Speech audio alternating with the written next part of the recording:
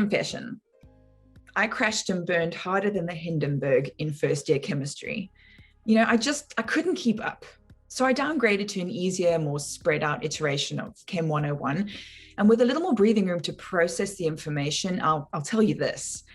I came to love chemistry. Also, I can't tell you how many times I got hit on while walking around campus wearing my white lab coat. Apparently the boys liked it. But by far my favorite topic in chemistry was organic chemistry. And there's something about long complex chains of molecules that just gets my engine running. But I know I am by far the exception than the rule. For many students, organic chemistry is totally overwhelming. And oftentimes the confusion stems from missing one crucial step or concept or lesson, which then renders all future lectures more confusing than the Cloud Atlas movie. And that was confusing. So if this sounds like your life, I've got great news for you. Today, I'm speaking to Dave Forina, who has a YouTube channel called Professor Dave Explains. And as the name promises, he breaks down all kinds of different science specialties into digestible lectures that are fun and engaging to watch.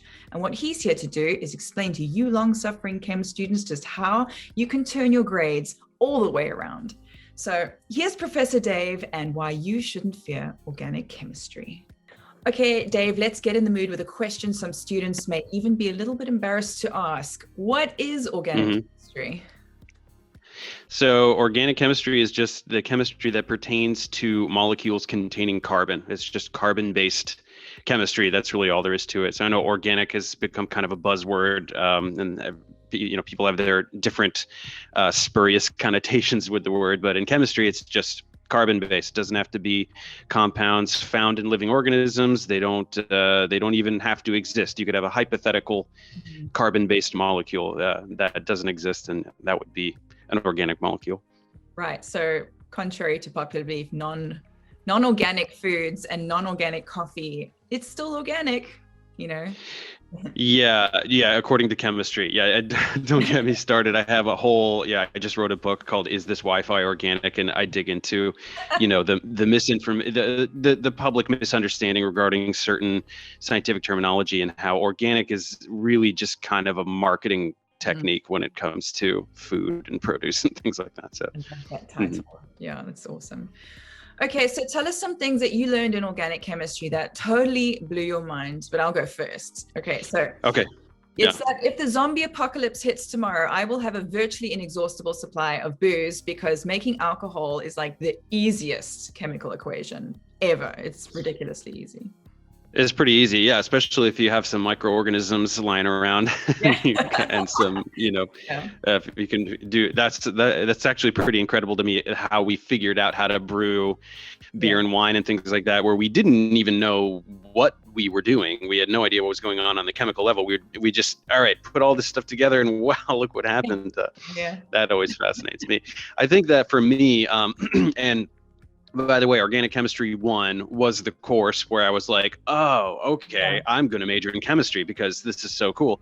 I had taken chemistry and AP chemistry, and then analytical chemistry course freshman year.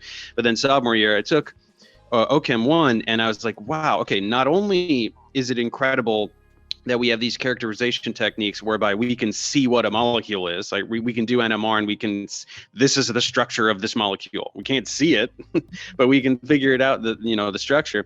And then beyond that we can synthesize essentially any molecule we can think of. If you can draw a molecule on a piece of paper that obeys, physical laws and is a molecule that can exist, we can make it.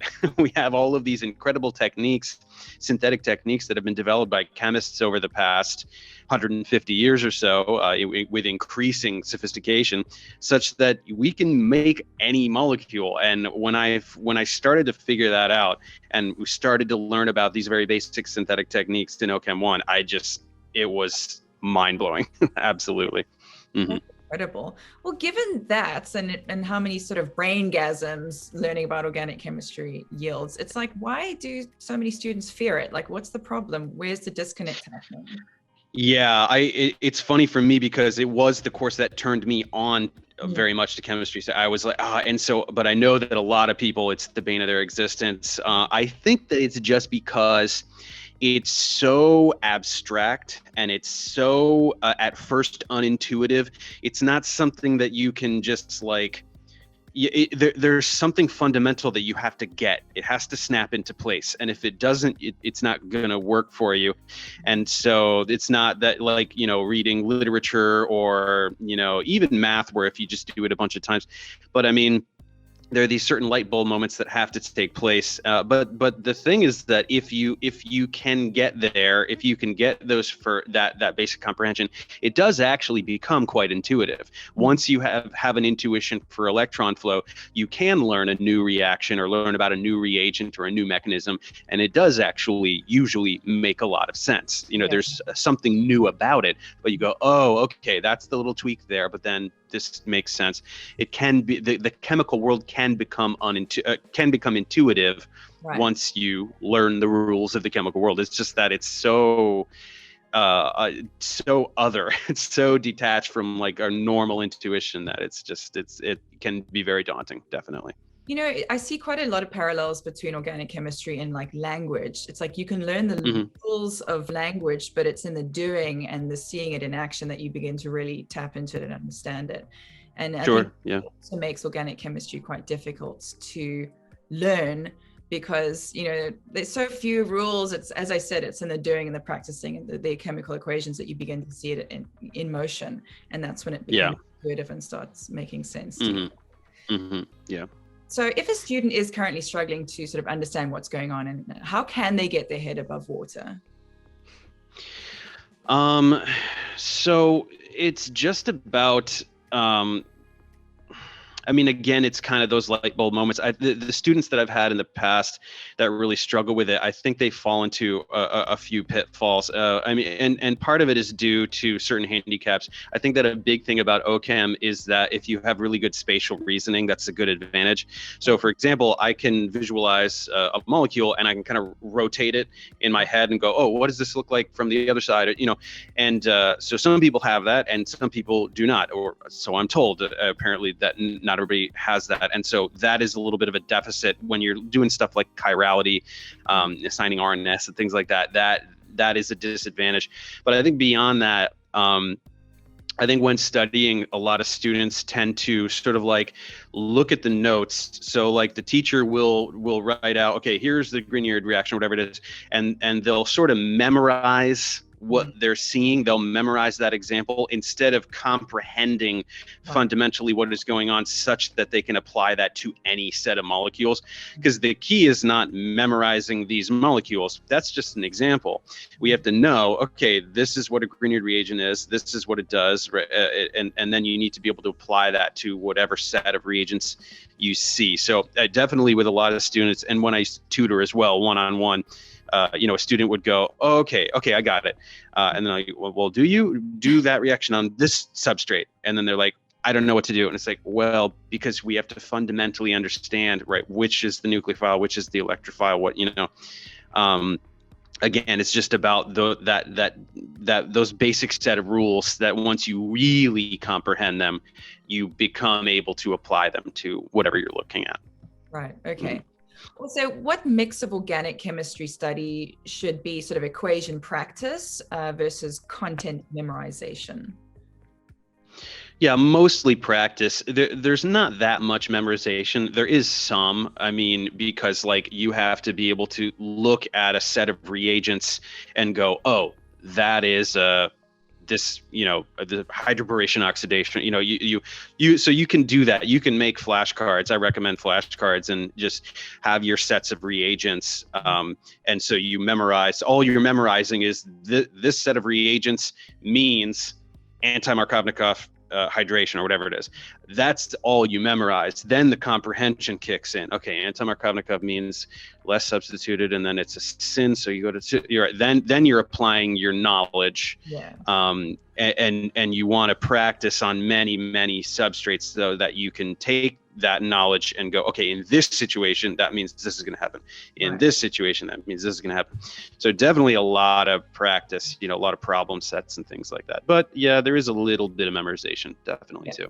So it's good to think of ochem as like a skill, really, where it's like maybe, okay, an arbitrary number, 10, 20, 25% memorization, and then the rest is really just practice, 100%. Yeah, absolutely.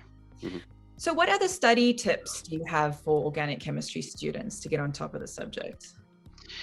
I think the main thing is, so I think generally what I encounter is that students will see, on an ochem test, it's really just like, okay, here's the substrates and reaction conditions. What are you going to get? Or here's the product. Where did it start from? Or what are the reagents that will achieve this transformation? And they just kind of go blank a little bit. No matter how much they studied, it's like, oh, I haven't seen this before. But it's again, as I said earlier, you want to have this sort of intuition for electron flow. All chemistry, almost without exception, every chemical reaction is just some electron excess meets some electron deficiency. So you have a little bit of partial minus or formal minus charge or whatever it is, and a little bit of partial plus or formal positive charge or whatever it is. That's all you have to identify. So when you have a pair of molecules, you just identify where's the extra electron density and where's the electron deficiency. Those are going to do something. So in the past, when I've like graded exams or something, and there's just, it's what a student does is way off the mark.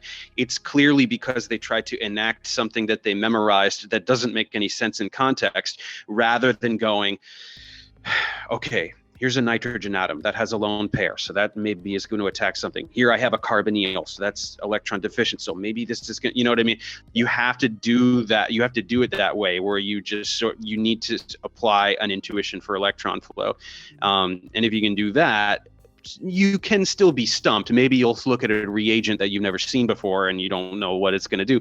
But in general, it's just a lot of carbon and nitrogen and oxygen and hydrogen and connected in different ways. And so you can really, eventually look at any set of molecules you've never seen before and go, maybe I'm not positive, but I have a pretty good idea of what might happen, an acid-base reaction, or this is going to attack here, or whatever it is.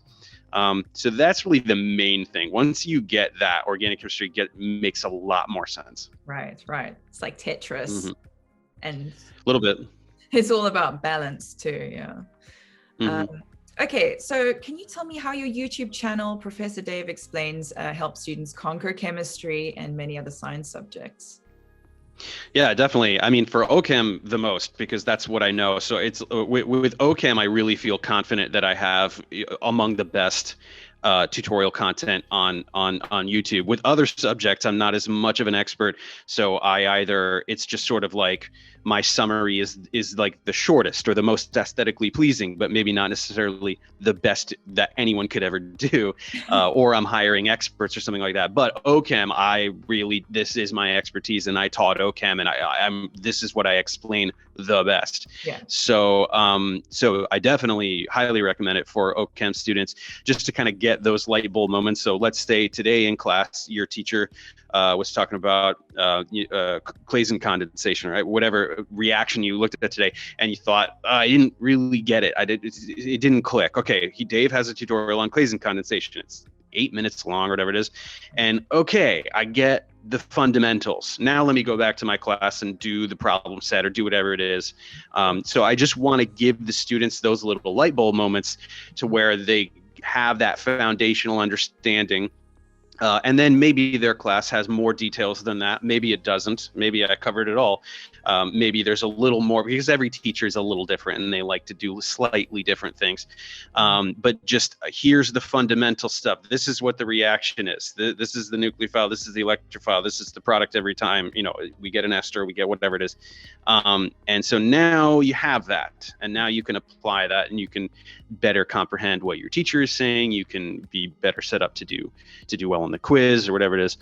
So yeah, that is actually initially what my channel was. That's the very first thing I did, was a bunch of ochem tutorials, which were just actually me delivering my lectures to camera as though I were teaching, because I had been teaching only a year prior or something like that. And I just, gave my ochem lectures, and let's see what happens. I put it on YouTube and got a good response, and so the rest is history. Oh, that's so awesome. You know, I really wish YouTube was a thing when I was at college, because I could have really, Oh God, I could have used those. I know. Instead, I had a textbook this thick, and if I didn't understand something in class, I had to like read the textbook, and I was like, oh. Yeah. Yeah, YouTube became a thing the year I graduated college. It's like, well, yeah, it's like, well, no use to me now. Yeah. Oh, well, Dave, well, thank you so much for chatting to me today. This has been great. And it's like a walk down memory lane for me with all the science nerdy stuff you've been saying. It's just great. Happy to do it. Yeah. Awesome. So don't fear organic chemistry. You know, after all, every cell in your body and every square inch of planet Earth is a symphony of carbon molecules. And it can be so incredibly rewarding to learn about that. But if you are struggling, check out Professor Dave Explains YouTube channel. Also, get the Brainscape app in your corner. In our knowledge genome, you'll find tons of user-generated flashcards on every conceivable science subject, including organic chemistry, as well as certified flashcards that have been put together by our experienced team of science nerds. And you can use these to drill yourself on the aspects of organic chemistry that require memorization so that you can go into your next lecture with the content down pat. Also, our spaced repetition algorithm is engineered to help you target your weaknesses so that not a single concept is left behind. And armed with this study tool and your hopefully newfound enthusiasm for organic chemistry, you'll have what it takes to rise to your challenge.